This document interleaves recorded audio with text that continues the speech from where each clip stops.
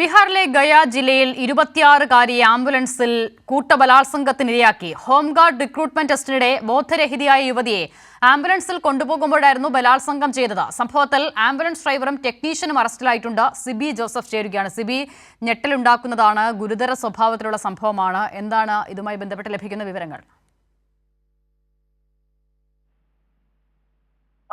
ബീഹാറിലെ ഗയ ജില്ലയിൽ ഈ മാസം 24-ന് അല്ലെങ്കിൽ 2 ദിവസം മുമ്പാണ് ഈ സംഭവം നടക്കുന്നത്. 26-കാരിയാണ് ആംബുലൻസ് വെച്ച് കൂട്ടമാനഭംഗത്തിന് ഇരയായത്. ഈ 26-കാരി ഗയ ജില്ലയിൽ ബോധഗയ എന്ന സ്ഥലത്ത് ഹോംഗാർഡ് റിക്രൂട്ട്മെന്റ് ടെസ്റ്റിന് വന്നതായിരുന്നു. അവിടെ വെച്ച് അവർക്ക് ഈ ടെസ്റ്റിനിടെ യുവതി ഗ്രൗണ്ടിൽ കുഴഞ്ഞു വീഴുകയും ചെയ്തിരുന്നു.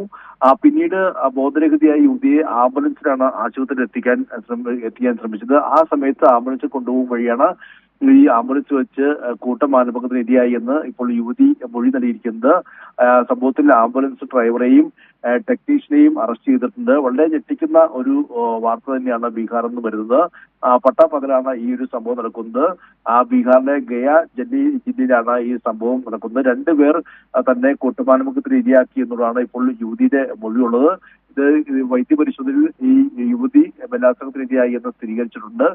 2 പ്രതികളെയും പോലീസ് അറസ്റ്റും ചെയ്തിട്ടുണ്ട്. ശരി, സിബി ജോസഫാണ് വിവരങ്ങൾ നൽകിയത്.